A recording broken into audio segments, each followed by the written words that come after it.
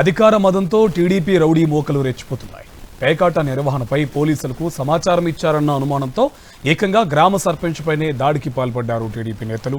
ఈ ఘటన ప్రకాశం జిల్లా కందుకూరు మండలం పలుకూరులో జరిగింది. టీడీపీ నాయకుల అండదండలతో గ్రామంలో యథేచ్ఛగా కోడి పందాలు, పేకాట నిర్వహిస్తున్నారు. ఈ క్రమంలోనే పేకాటపై పోలీసులకు వైఎస్ఆర్సీపీ సర్పంచ్ వీరమల్లు శ్రీనుపై దాడికి పాల్పడ్డాయి టీడీపీ మోకలు.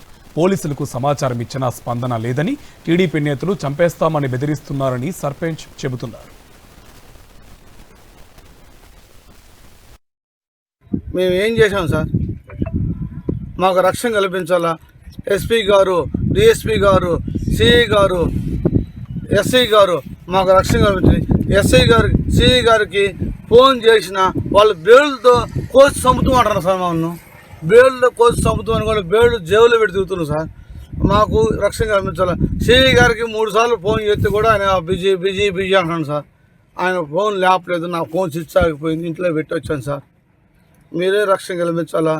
ఎస్పీ గారు, డిఎస్పీ గారు, ఎస్ఐ గారు అందరూ, ఏఎస్ఐ గారు, అదే సార్ నాకు రక్షణ కల్పించండి సార్.